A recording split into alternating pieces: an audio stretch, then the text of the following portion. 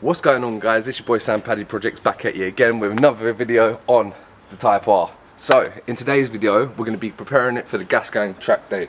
So I've got some drilled and grooved brake discs here, front and rear. We've got some new pads. These are Duratec discs and pads, and we've also got the Toyota TR1s that we need to chuck on there as well. We're going to be doing some more visual modifications, get the car looking a bit more track orientated, and also repairing the last bit of crash damage on the rear of the car. So we're going to be replacing the rear crash bar, whipping the bumper off, new crash bar on, all sorted. Hopefully everything goes to plan, but that's enough waffling from me. Let's get straight to business, get the work done, let's go.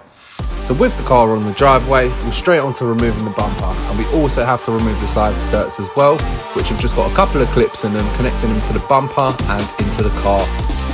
Now also 4 10mm bolts holding the bumper on. And there we go, the bumper's off.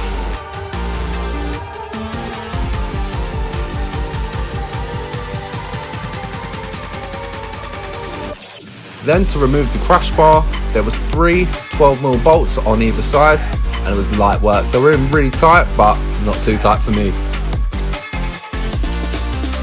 And then putting on the new crash bar was the same as taking it off. 3 12mm bolts on either side. And then to test to make sure it was on nice and tight. And the bumper goes back on the way it came off. And while we're there, it was time to install a little tow hook for the back, just in case. And no dilly-dallying, let's get this car in the air, get these wheels off, and start working on these brake rotors.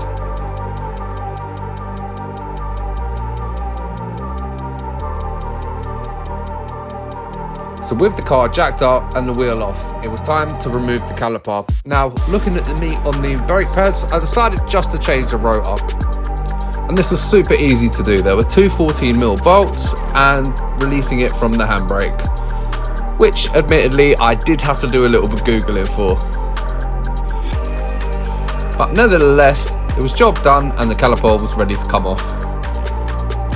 And when removing the retaining screws, be very careful not to round it off, because you'll be in for a world of pain. Ask me how I know.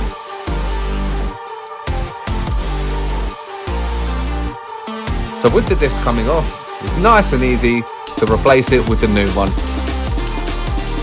But not without a clean first. And then the caliper back on. So it's almost exactly the same on the front, just without the handbrake cable. Nice and easy, job done, 2 bolts.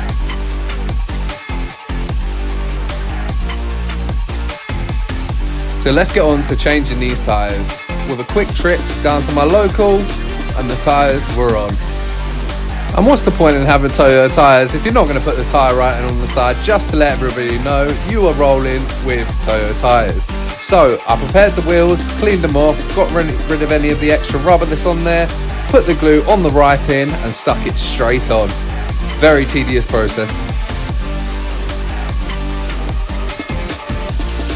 And can't forget about a cheeky stun strip.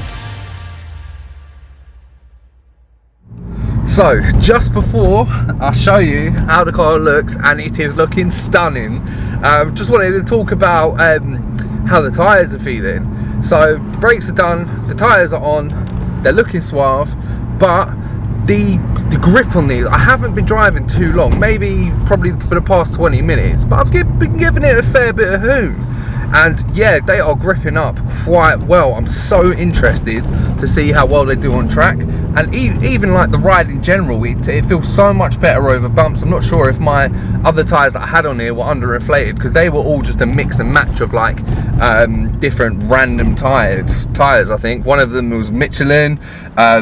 One of them was, I don't know, they was all different, but yeah, they're feeling good. So I've got the new brake discs on as well, and they seem to be biting pretty well. Still have to be running, but it is all good. But you know what? I'm not gonna keep you bloody waiting. Let's have a butcher's at how the car looks now.